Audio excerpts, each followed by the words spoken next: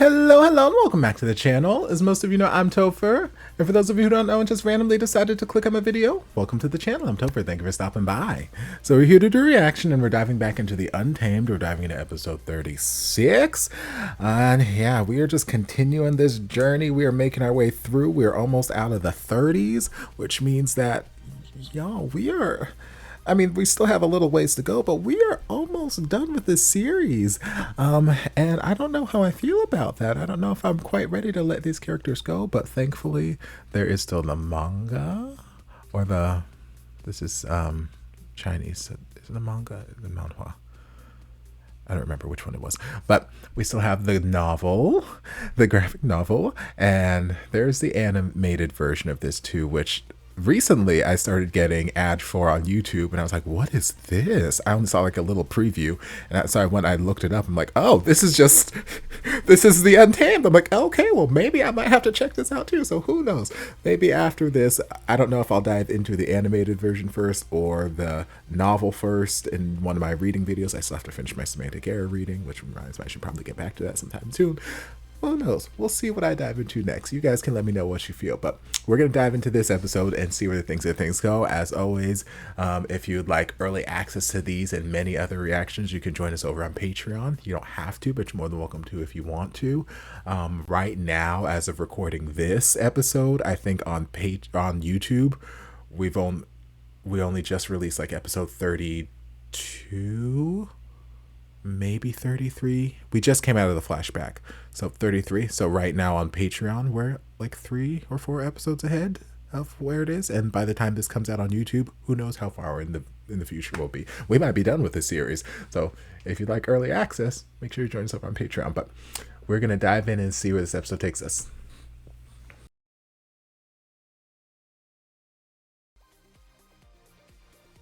Okay, so we had another fun little adventure.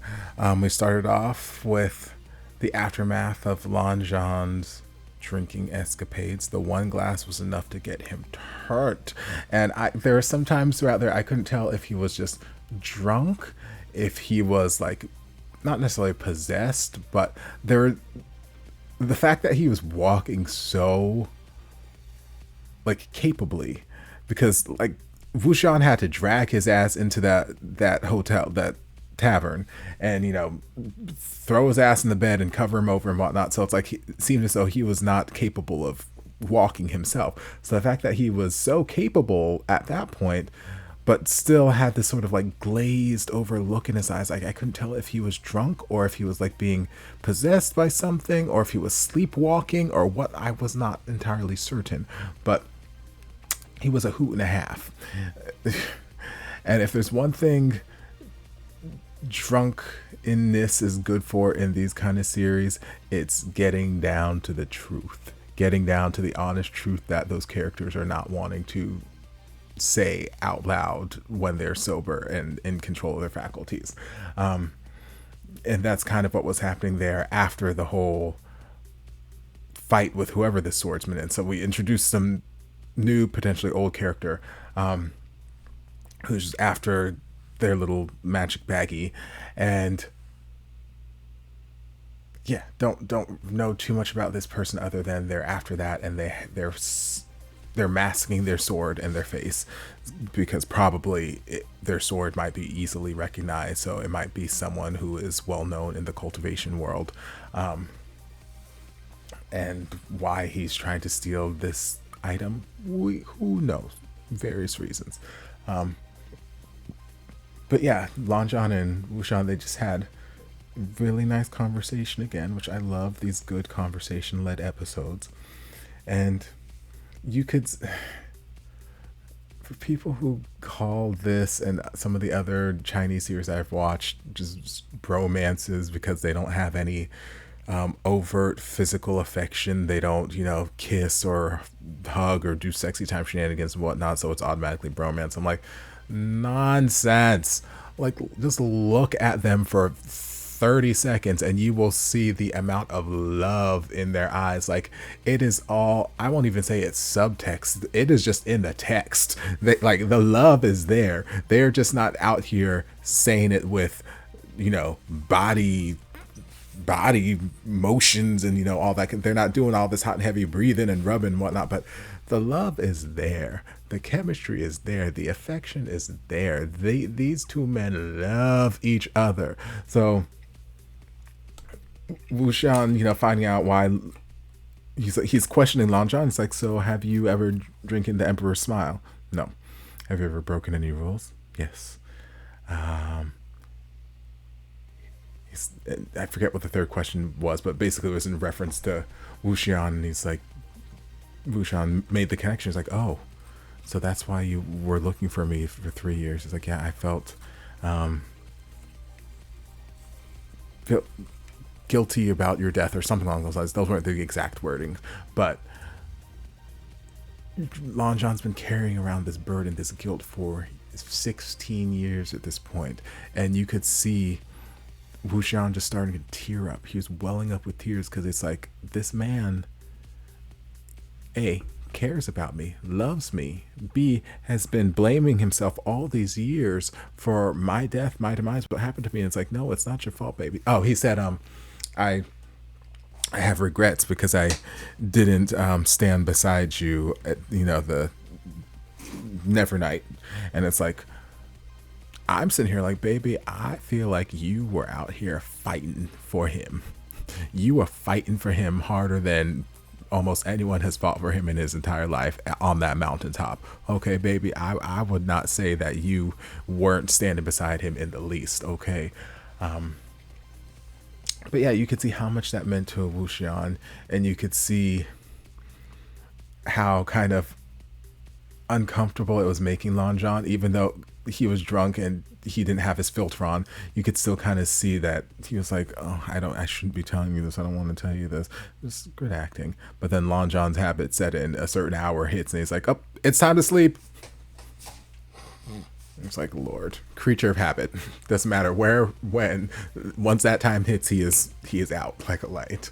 And we got to see my cinnamon roll. My cinnamon roll is back. He is alive, and it makes me happy. I'm glad that Wuxian could get whatever those two spikes out of his head and free him from whatever control whoever put the spikes in had him under.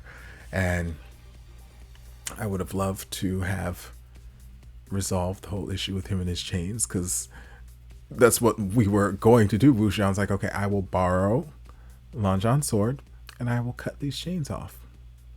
And then they turn around and Lan Zhan's there and they're like, oh, I wasn't going to steal your sword, I promise. And he's like, hey, quiet. And he just kind of scampered off into the night. I'm like, we're going to go back for him?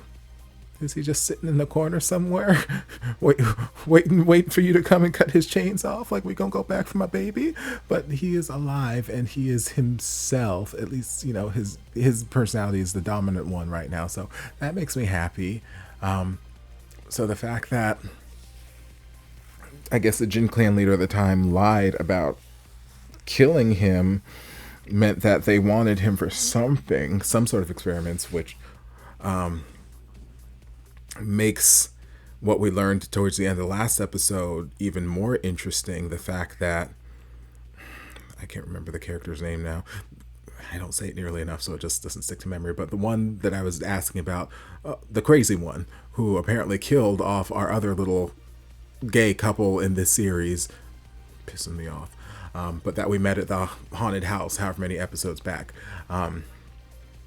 They're saying how he was basically exonerated by the Jin leader at that time, and you know, he just walked away like a free man, blah blah blah. So the fact that that happened with that guy who we already know is just bad trouble, and then they also kept my cinnamon roll alive, but they put someone, I'm not gonna say the Jin clan put the needles in him, but someone put them in him to have them, to subdue him or have him under their control. Tells me that there was some potential plan, some shady happenings with Crazy Man and the Jin leader, potentially going to use my sweet cinnamon rolls powers to make a new yin iron, find other pieces. Don't know what all the pieces of the plan are yet, but maybe the two things are unconnected right now and I'm just piecing things together. I don't know, but it just seems convenient timing that they gave us that little tidbit last episode, and now we have this little bit of information about my cinnamon roll this episode, where it's like, I don't know. But they told the whole world that they killed off the cinnamon roll, and they've kept him alive this whole time. So it's like, why? There's just lots of questions, lots of things floating around in the air. So between that, the mystery swordsman, the mystery flute player that we still haven't gotten an ID on yet, I don't know. It's interesting. But yeah, after that, Zhan and Wuxia went venturing wherever the little baggie was told them to go east. So they came across this town where it's people either have short lives or they have bad dreams, which I'm like, as far as options go, I would opt for the bad dreams. Like, yeah, bad dreams suck, but if it's that or die young, I'm like, I'll take a couple nightmares. That's fine. But they went venturing through there and then came across all the little trainees from the Lan clan, and we saw Wuxian's nephew, and we had another encounter with the mystery swordsman, who then Zhan went chasing after, so we'll see what happens with that. Meanwhile, some of the people who breathed in the air after they killed off the puppets were poisoned, so they found this shop innkeeper person, which at that point I'm like, I don't trust her as far as I can throw her. She sounds off. Then we discover that she seems to be also a puppet, potentially. I was like, okay, well, this is just getting more and more interesting. And then that's where the episode ended. So, yeah. I don't know what to make of everything we took in this episode, but there were a lot of good things that happened, a lot of interesting little tidbits that happened, and then a lot of other things that, like I said, I don't really know what to do with right now, but I know it'll make sense soon enough, so I'm not going to sweat it too much. But I hope you guys enjoyed this reaction. If you did, don't forget to like, comment, subscribe, share, turn on notifications to be notified when all my shenanigans get posted. Anything else you'd like me to react to, be sure to leave it down in the comments. I'll get to it as soon as I possibly can. If you'd like to support the channel in other ways, you're more than welcome to join us over on Patreon. Don't have to, but you're more than welcome to if you want to. And I'll see you guys in my next video. Love you. Mwah.